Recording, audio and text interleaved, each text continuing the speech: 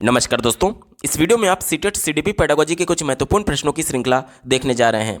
CDP pedagogy series की ये प्रमुख 13वीं वीडियो है। अगर आप चैनल पर पहली बार विजिट कर रहे हैं तो इसको सब्सक्राइब करते हुए बेल आइकन को जरूर प्रेस कर लीजिएगा। चलिए दोस्तों, आज के इस महत्वपूर्ण वीडियो को शुरू करते हैं। पहला प्रश्न पूछा गया है, विद्यार्थियों में पाई जाने वाली व्यक्तिक विभिन्नताओं को संबोधित करने के लिए विद्यालय को किस प्रकार के शिक्षण शास्त्रीय युक्तियां अपनानी चाहिए। व्यक्तिगत विभिन्नता यानी इंडिविजुअल डिफरेंसेस की बात की जा रही है। कोई शारीरिक रूप से अक्षमता से जूझ रहा हो सकता है, जैसे कि श्रवण बाधित, दृष्टि बाधित, विकलांगता या फिर मुख बधिर, और कोई एक तरीके से अधिगम विकार से जूझ रहा हो सकता है, जैसे कि डिसलेक्सिया, डिसकैलकुलिया, डिसग्राफिया, और कोई बहुत प्रतिभाशाली है, कोई बहुत कमजोर है, कोई सामान्य बच्चा है। तो ये होता है व्यक्तिगत विभिन्नता। अब इसको विद्यालय में कौन सी शिक्षा शास्त्री को अपनाना चाहिए ताकि इन व्यक्तिगत विभिन्नताओं को साध्य किया जा सके। पहले विकल्प से शुरुआत करते हैं। कहा जा रहा है कि सभी विद्यार्थियों के लिए एक समान पाठ्यचर्या और आकलन अपनाना। ये विकल्प निगेटिव है। कैसे निगेटिव है? मान लीजिए कक्षा में दृष्टिबाधित है और श्रवण बाधित बालक है, तो अगर हम लोग एक तरीके का आकलन करेंगे, एक समान आकलन करेंगे, तो मौखिक परीक्षा से अगर हम लोग आकलन करते हैं तो जो श्रवण बाधित है वो हमारे प्रश्नों को सुन करके उत्तर नहीं दे पाएगा, और अगर लिखित परीक्षा से आकलन करते हैं तो जो दृष्टि बाधित है वो पेपर पेंसिल पर परीक्षा नहीं दे पाएगा, क्योंकि वो देख ही नहीं पा रहा है। यानी कि एक प्रकार का आकलन संभव ही नहीं है एक समावेशी कक्षा में। इस वजह से ये विकल्प निगेटिव हो गया, हमारा उत्तर नहीं होगा। प्रत्येक विद्यार्थी की अलग अलग जरूरतें हैं, उनके जरूरतों को ध्यान में रख करके ही आकलन करना चाहिए। ठीक है, चलिए, एक समान आकलन नहीं हो सकता।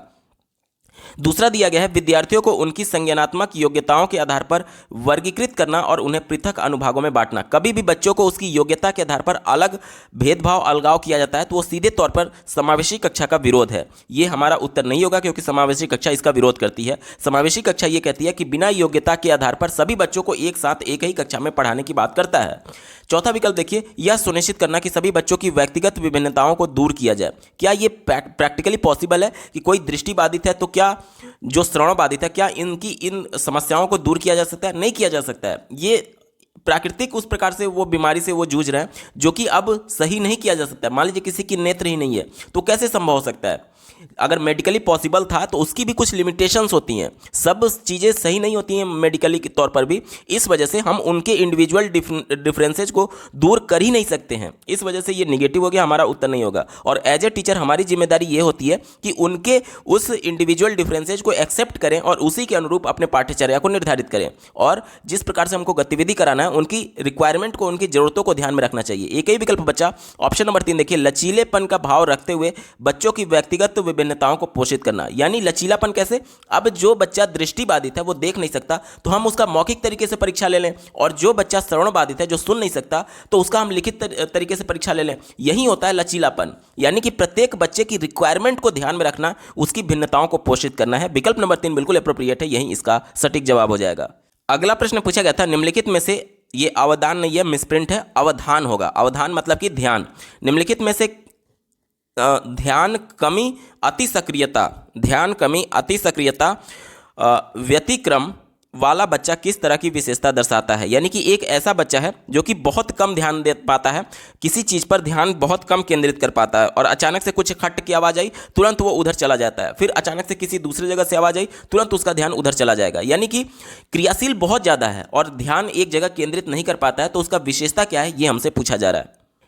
चौथा विकल्प दिया गया है, बिना रुके लंबे गद्यांश को पढ़ने की क्षमता। अब अगर लंबा गद्यांश को पढ़ पा रहा है बच्चा तब तो वो ध्यान केंद्रित कर पा रहा है ना, यानी कि ये ध्यान न्यूनता से संबंधित विकार नहीं है। दूसरों को ध्यानपूर्वक सुनने की प्रवृत्ति, यहाँ पर ध्यानपूर्वक सुन रहा है, यानी कि वो इस बीमारी से जूझ नहीं रहा है, तो ये उसका लक्षण नहीं होता है, हमारा उत्तर नहीं होगा। बैठकर चुपचाप काम करने की प्रवृत्ति, तो वो ध्यान ही कहाँ लगा पा रहा है, वो बैठ ही कहाँ रहा है, वो तो बहुत ज़्यादा चंचल है ना, इस वजह से ये भी निगेटिव हो गया। एक ही विकल्प बचा, आसानी से विचलित होने वाली प्रवृत्ति। अभी मैंने आपको उदाहरण दिया कि तुरंत खट्टे से कुछ आवाज आई, तुरंत उसका ध्यान उधर विचलित हो गया, अगला कुछ दृश्य दिख गया, उधर उसका ध्यान विचलित हो गया। इसे ही कहते हैं ध्यान न्यूनता अति क्रियाशीलता विकार। विकल्प नंबर 2 यहां पर बिल्कुल एप्रोप्रिएट जवाब हो जाएगा। अगला प्रश्न पूछा गया था, प्रतिभाशाली विद्यार्थियों को पढ़ाने के लिए शिक्षक को क्या करना चाहिए? तो कक्षा में अगर कोई बहुत प्रतिभाशाली बालक है तो उसकी मानसिक स्तर के हिसाब से उसको और चुनौतीपूर्ण वाला कार्य देना चाहिए ताकि वो और ज़्यादा अच्छे से अधिगम कर पाए। यानी कि उसकी रुचि है, इंटरनल मोटिवेशन है, तभी तो वो कठिन प्रश्नों को भी सॉल्व कर पा रहा है। तो उसको उसके लेवल के हिसाब से चुनौती वाले प्रश्न देने चाहिए प्रतिभाशाली विद्यार्थियों को। इसी के ध्यान में रख करके उत्तर ढूंढेंगे।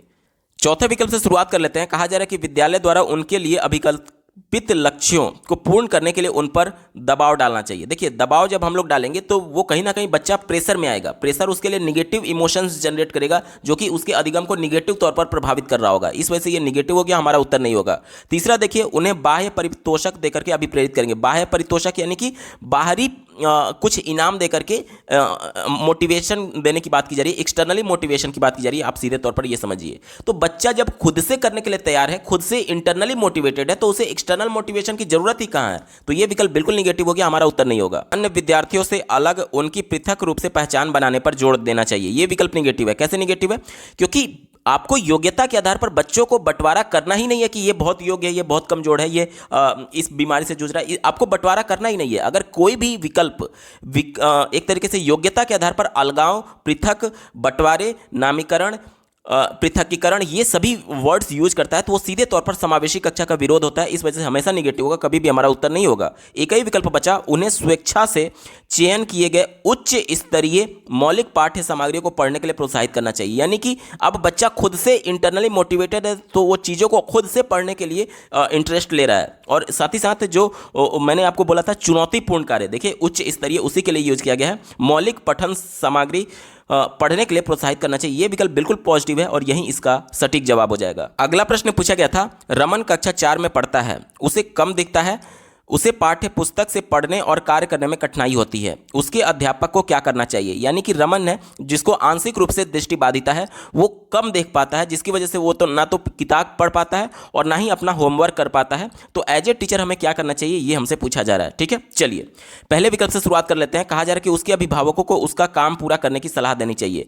अब बच्चे का अधिगम कराना है, उनके माता पिता का अधिगम थोड़ी कराना है, उनके अभिभावक का अधिगम थोड़ी कराना है कि वो होमवर्क कर देंगे। तो ये निगेटिव हो गया, हमारा उत्तर नहीं होगा। दूसरा देखिए, उसे पाठ्य पुस्तकों को पढ़ने और अपना काम करने से स्थायी छूट दे देना चाहिए। जब हम लोग स्थायी छूट दे देंगे तो बच्चा कहाँ कुछ सीख रहा है? जब बच्चा कुछ प्रयास ही नहीं कर रहा है, हम लोग उसको बिल्कुल कह देंगे कि ठीक है, आप दृष्टिबाधित है, आप बिल्कुल रिलैक्स करिए, आपको पढ़ने की आवश्यकता नहीं है। तो बच्चा कहाँ कुछ सीख रहा है? ना प्रयास करेगा, ना अधिगम कर पाएगा। तो ये विकल्प निगेटिव हो गया, हमारा उत्तर नहीं होगा। चौथा देखिए, अपने सहपाठियों की कापियां काम उतारने के लिए देना चाहिए। यहां पर बच्चा एक तरीके से सीधे नकल कर रहा है। आज हम लोग रचनावाद की बात करते हैं, संरचनावाद की बात करते हैं, जिसमें बच्चा अपने सक्रिय सहभागिता के माध्यम से अपने ज्ञान की रचना करता है। यहां पर केवल निष्क्रिय होकर के बच्चा कॉपी उतारेगा, तो ये कहीं ना कहीं ये व्यवहारवाद की तरफ इशारा कर रहा है, जो कि बिल्कुल निगेटिव होगा बच्चे के सेंस में, क्योंकि बच्चे ज्ञान के प्राप्तकर्ता नहीं है, बल्कि ज्ञान के निर्माणकर्ता होते हैं। ये विकल्प निगेटिव हो गया, हमारा उत्तर नहीं होगा। और वैसे भी आप इसको ऐसे समझ सकते हैं कि जब बच्चा देख ही नहीं पा रहा है, होमवर्क नहीं कर पा रहा, तो अपने दोस्त की कॉपी से देख करके कैसे उतार लेगा? तो ये निगेटिव हो गया। एक ही विकल्प बचा, उसे पाठ्य पुस्तक के पाठों की रिकॉर्डिंग उपलब्ध करवानी चाहिए। अब भले वो किताब नहीं पढ़ पा रहा है, लेकिन कुछ ऐसे सॉफ्टवेयर आते हैं जो कि टेक्स्ट को ऑडियो में कन्वर्ट कर देते हैं। तो उससे फायदा क्या होगा कि बच्चा दृष्टिबाधित था, किताब तो पढ़ नहीं पा रहा था, तो कम से कम उस ऑडियो को सुन करके उस पाठ के सारांश को समझ सकता है, उस कॉन्सेप्ट को समझ सकता है। तो ऑप्शन नंबर 3 कहीं ना कहीं फेवरेबल होगा उस दृष्टिबाधित बालक के लिए, और ऑप्शन नंबर 3 ही इसका बिल्कुल सटीक जवाब है। अगला प्रश्न पूछा गया था, एक प्राथमिक विद्यालय के अध्यापक के रूप में आप कक्षा में अधिगम निशक्तता वाले बच्चों की सहायता के लिए आकलन की कौन सी युक्ति का प्रयोग करेंगे? अधिगम निशक्तता यानी कि जो अधिगम करने में जिनको कठिनाई हो रही है, कुछ सीखने में कुछ कठिनाई हो रही है, तो एज ए टीचर हमें क्या करना चाहिए? देखिए, हम जब वो प्रॉब्लम फेस कर रहे हैं तो हम उनको बहुत ज़्यादा प्रेशराइज भी नहीं कर सकते कि नहीं आप ठीक तरीके से पढ़िए। आपने एक मूवी देखी होगी तारे ज़मीन पर, उसमें जो बच्चा मेन कैरेक्टर था वो अधिगम एक तरीके से विकार से ही जूझ रहा था, डिसलेक्सिया से जूझ रहा था, पढ़ने में उसको अक्षमता थी, वो बी और डी में अंतर ही नहीं कर पाता था। तो जब हम लोग उस मूवी में आपने देखा था कि जब उसके टीचर के द्वारा, उसके अभिभावक के द्वारा, माता पिता के द्वारा उसको लगातार प्रेशराइज किया जा रहा था और बार बार बोला जाता है तुम गधे हो, तुम नहीं सीख पा रहे हो, ये सब, तो उससे बच्चे में निगेटिव इमोशंस जनरेट होगा। निगेटिव इमोशन जो होगा वो बच्चे के संज्ञानात्मक विकास को पूरी तरीके से निगेटिव तौर पर इंपैक्ट डालेगा। इस वजह से अगर बच्चा अधिगम निशक्तता है, यानी सीखने में कुछ कठिनाई महसूस हो रही है, तो हमें थोड़ा सा उसको कंफर्टेबल फील कराना होगा। कंफर्टेबल फील कैसे कराएंगे? उस पर अतिरिक्त बोझ ना डालें। अगर वो सीखने में निशक्त है, कम सीख पा रहा है, तो उसको थोड़ा सा राहत दिया जाए, ताकि वो बिल्कुल अन्य बच्चों की तरह हम उस पर प्रेशर ना डालें कि देखो वो कितना अच्छा सीख रहा है, तुम क्यों नहीं सीख पा रहे हो। तो उस तरीके का प्रेशर नहीं डालना चाहिए, थोड़ा सा उसमें रिलैक्सेशन बरतना चाहिए। इसी को ध्यान में रख करके उत्तर ढूंढेंगे। पहला दिया गया, अधिक से अधिक लेखन कार्य वाले परीक्षण पत्र बनवाएंगे। यह विकल्प निगेटिव है। जब बच्चा सीखने में अक्षमता है तो आप उस पर इतना अधिक अतिरिक्त बोझ क्यों दे रहे हैं? अधिक से अधिक क्यों बोझ दे रहे हैं? इसको तो बोझ को कम करना है ना, तो ये निगेटिव हो गया, हमारा उत्तर नहीं होगा।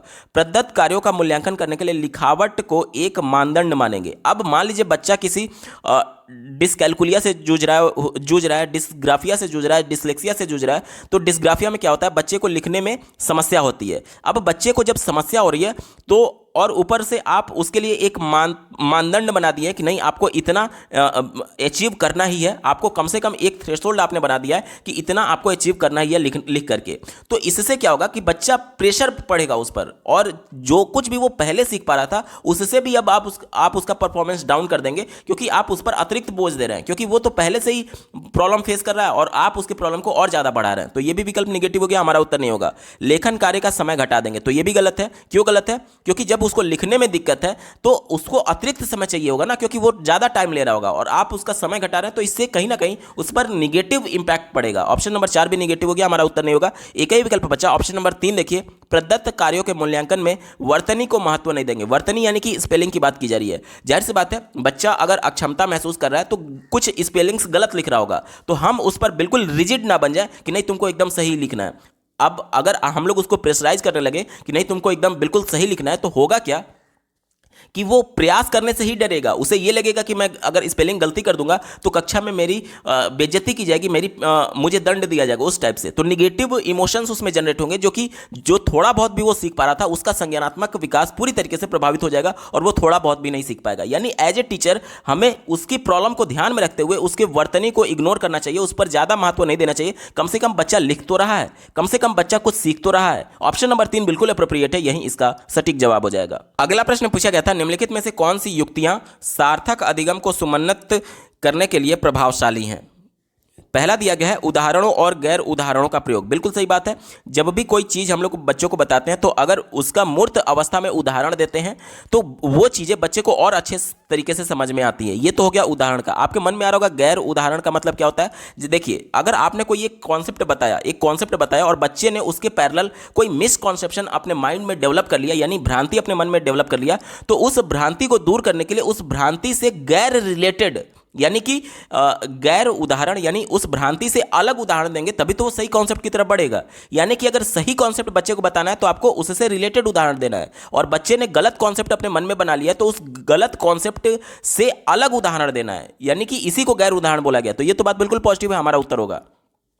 दूसरा देखिए, विद्यार्थियों को प्रश्न पूछने के लिए प्रोत्साहित करना, यह भी बात बिल्कुल सही है। जितना ज्यादा बच्चे प्रश्न पूछेंगे उतना ही ज्यादा कहीं ना कहीं वो जिज्ञासु बनेंगे, और जिज्ञासा की वजह से उसमें इंटरनली इंटरेस्ट जनरेट होगा, और रुचि की वजह से उसमें इंटरनल मोटिवेशन जनरेट होगा सीखने के लिए, चीजों को जानने के लिए। तो ऑप्शन नंबर 2 बिल्कुल पॉजिटिव है, हमारा उत्तर होगा। तीसरा देखिए, विद्यार्थियों को किसी दूसरे की अवधारणा को समझाने के लिए कहना। अब यहां पर हम लोग संरचनावाद की कक्षा में कई प्रकार के मूल्यांकन की बात करते हैं, जिसमें सहपाठी मूल्यांकन की भी बात की जाती है। अब आपके बगल वाले बच्चे को कक्षा में जो बैठा हुआ है उसको कॉन्सेप्ट समझ में आया, यानी उसके पॉइंट ऑफ व्यू से अगर आप समझा रहे हैं तो कहीं ना कहीं आप उस बच्चे का मूल्यांकन कर रहे हैं। तो ये संरचनावाद की कक्षा में बिल्कुल पॉजिटिव माना जाता है, हमारा उत्तर होगा। चौथा देखिए, बच्चों को अपने निष्पादन की दूसरे बच्चों से सतत रूप से तुलना करने के लिए उकसाना।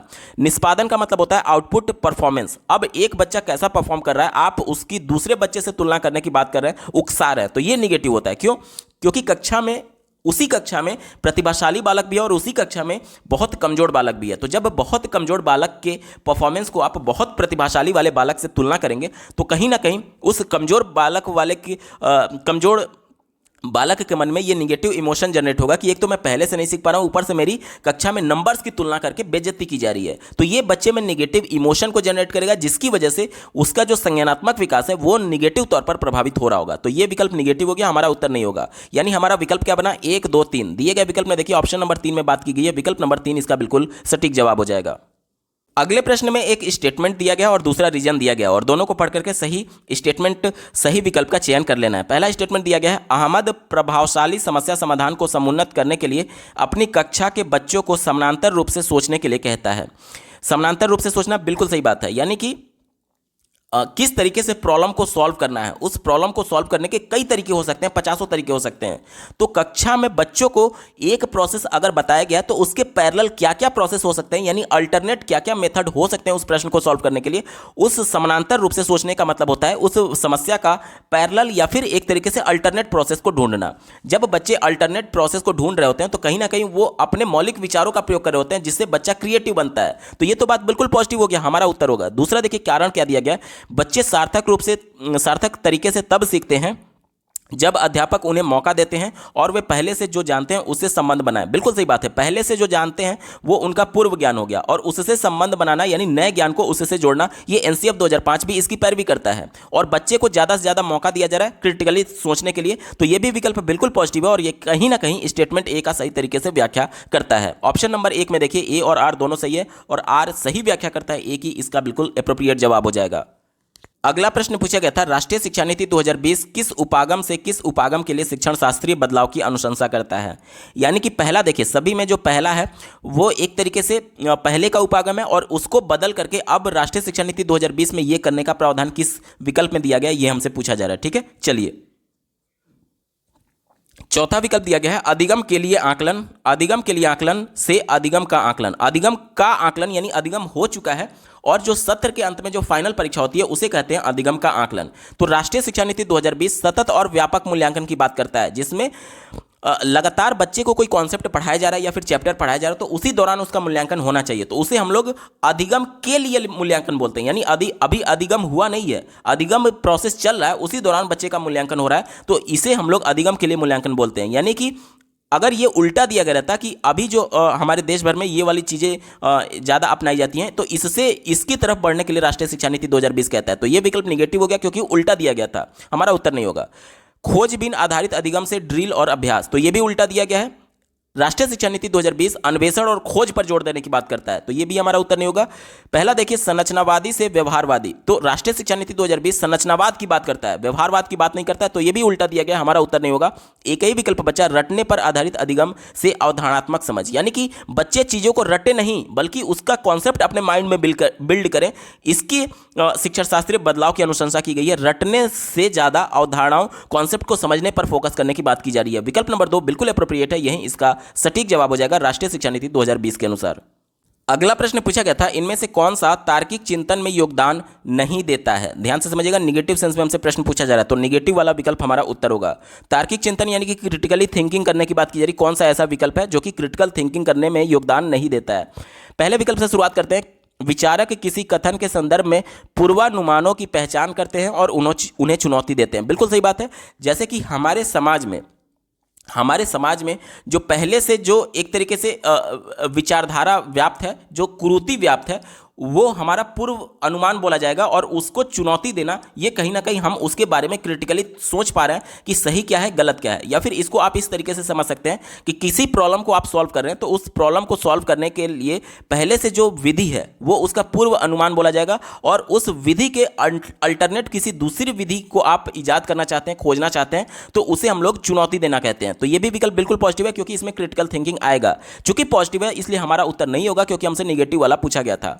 दूसरा देखिए, विचारक कथनों में तथ्यों की सत्यता और तर्क की संगतता की जांच करते हैं। अब यहां पर बच्चा तर्क संगत है या नहीं इसकी जांच कर रहा है, तो जाहिर सी बात है खुद भी तो तर्क दे रहा होगा कि हाँ इसमें तर्क नहीं है या फिर इसमें तर्क है, तो ये कहीं ना कहीं पॉजिटिव है, इसलिए हमारा उत्तर नहीं होगा। चौथा देखिए, विचारक कल्पना करते हैं और विकल्प तलाशते हैं, यानी एक ही समस्या को सॉल्व करने के कई विकल्प हो सकते हैं, उन्हीं में से अल्टरनेट विकल्प की बात की जा रही है जो कि बच्चे को क्रिटिकली सोचने के लिए प्रेरित करेगा, तो ये भी विकल्प पॉजिटिव हो गया, हमारा उत्तर नहीं होगा। एक ही विकल्प बच्चा, विचारक परिस्थिति के संदर्भ पर विचार नहीं करते हैं। अब बच्चा कुछ विचार ही नहीं कर रहा है, कुछ सोच ही नहीं रहा है, कुछ चिंतन ही नहीं कर रहा है, तो उसमें क्रिटिकल थिंकिंग होगा कहाँ। जब क्रिटिकल थिंकिंग तो तभी होता है ना जब हम लोग कुछ उसके बारे में सोच रहे होते हैं, जब सोच ही नहीं रहे, विचार ही नहीं कर रहे तो क्रिटिकल थिंकिंग होगा ही नहीं, तार्किक चिंतन होगा ही नहीं, तो यही निगेटिव है। और चूंकि हमसे निगेटिव पूछा गया था, विकल्प नंबर 3 यहां पर बिल्कुल एप्रोप्रिएट हो जाएगा।